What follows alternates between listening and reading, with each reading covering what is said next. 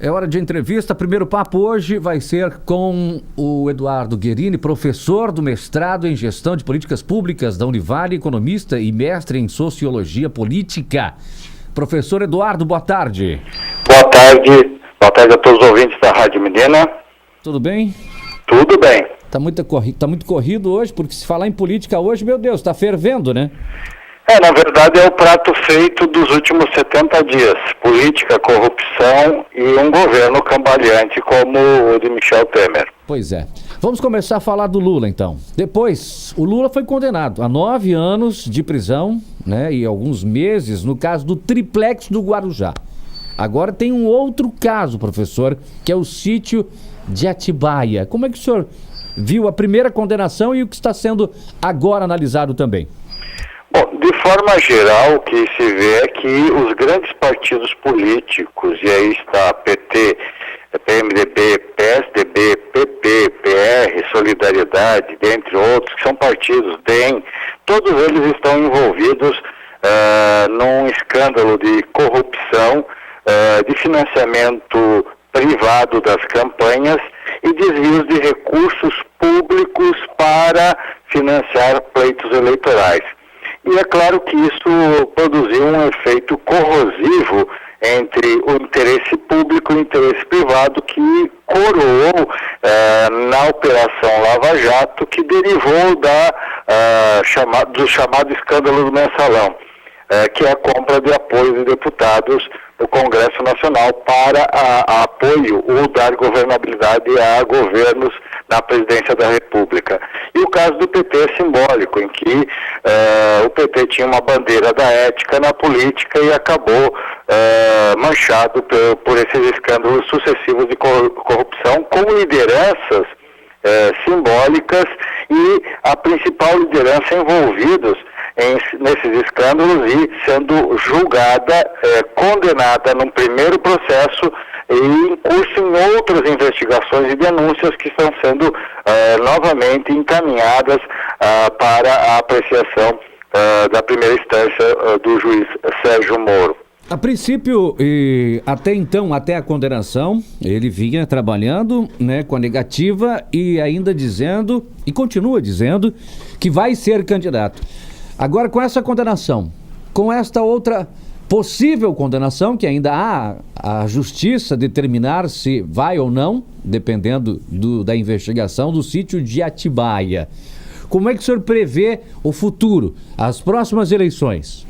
Olha, de forma geral, o que nós vemos é que os principais candidatos, todos eles têm algum problema com a justiça, o que vai esbarrar na questão da ficha limpa. Se Lula for condenado em segunda instância, o que é provável, ele não poderá ser candidato.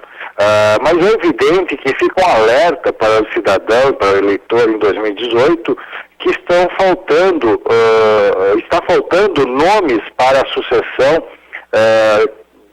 da próxima eleição, sucessão que pode ser de Temer ou de um candidato eleito indiretamente, dependendo do julgamento da denúncia de corrupção passiva do presidente Temer. É inegável que nós não temos nomes que retirarão o país da crise. Nós teremos ainda um aprofundamento da crise, da corrupção, e escândalos brotarão porque tem uma série de delações ainda em curso sendo negociadas. Eduardo Cunha, Funaro, Lúcio Funaro, que é o operador do PMDB, Palocci, que é o operador do PT, nós temos ainda uma série de investigações em curso que demonstram que a republiqueta brasileira, ela está ruindo e afundando no mar de lama e corrupção, proporcionado pelos principais partidos políticos que fizeram a transição democrática. Então, a transição democrática no Brasil, ela é inacabada, ela foi contaminada pela corrupção e o resultado é mais uma década perdida para o Brasil e para os brasileiros. Faltam lideranças com um interesse público, com altivez republicana, e isso em todos os níveis. Porque o cenário é de não renovação na política, dado que se hoje Michel Temer for anistiado pelo Congresso, por aquela pocilga que é o Congresso Nacional, onde mais de 300 deputados estão sendo investigados, o resultado é que nós teremos uma reforma política que vai proteger, blindar PMDB, PSDB e PT, que são os principais partidos envolvidos nos maiores escândalos de corrupção hoje no Brasil. Nós estamos, o senhor fala que faltam nomes, lideranças, eu acredito também, eu acho que está faltando, são políticos honestos, né? Bom, a política ela sempre está carregada de honestos e desonestos, mas no caso do Brasil, na conta brasileira, o que se vê hoje são sucessivos problemas com as lideranças políticas que não fizeram autocrítica e que não estão, vamos dizer assim, coligadas, convergindo para aquilo que é o interesse da população. Eu lembro que hoje mais de 81% da opinião pública é favorável à abertura de denúncia. Mais de 84% rejeitam o presidente Temer. Mais de 90%, acredito, cerca de 92% em uma pesquisa da Ipsos, diz que o Brasil está no caminho errado e que a maioria não acredita nos partidos e nos seus parlamentares. Então isso é um sintoma que nós temos uma grave crise política e um problema de uma crise econômica que vai se alastrando por conta do colapso fiscal que nós vemos no dia a dia.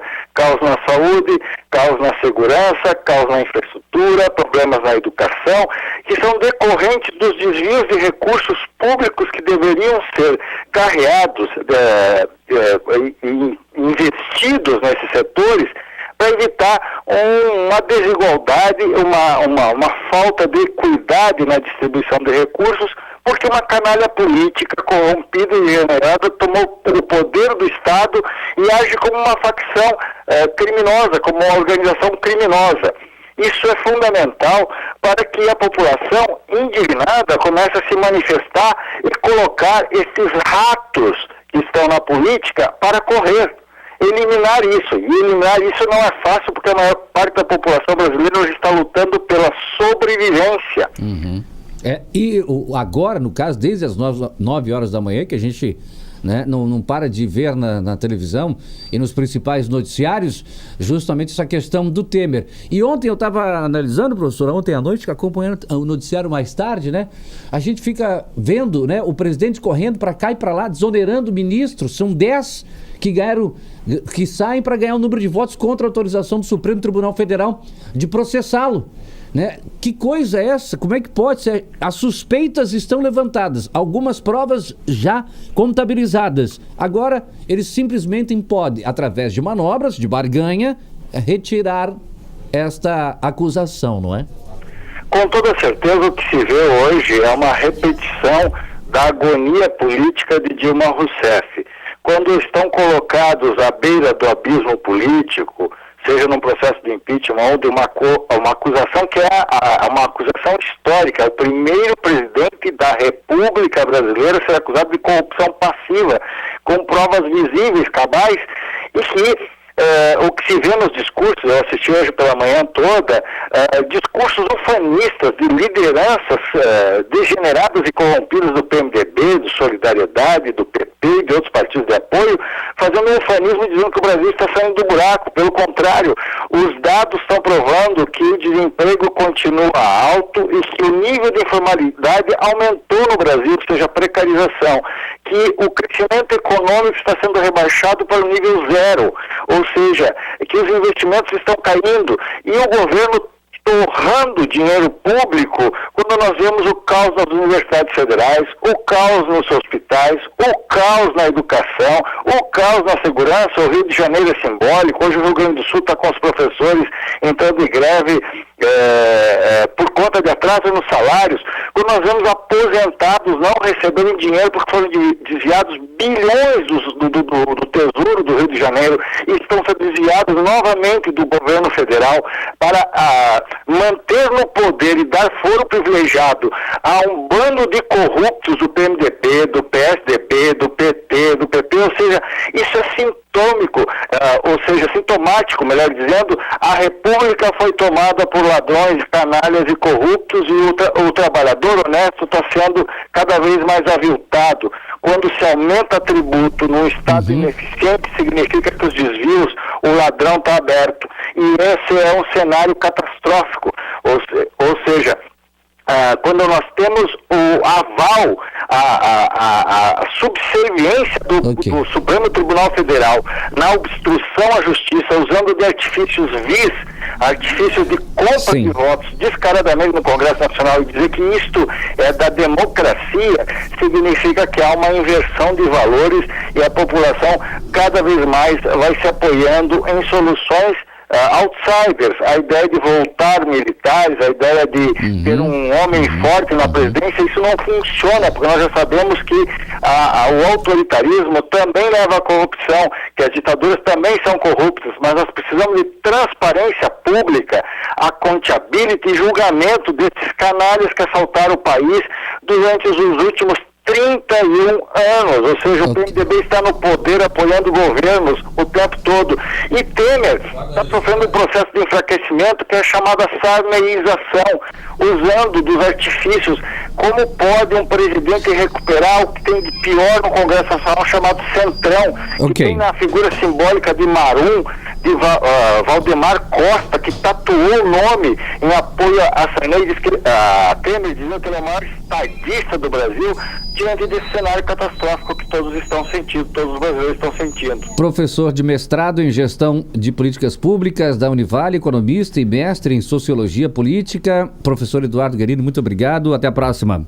Até a próxima, e vamos acompanhar o processo de julgamento, né, dessa denúncia, e é claro que o cidadão tem que ficar alerta, porque o Brasil continua no abismo político e no precipício econômico.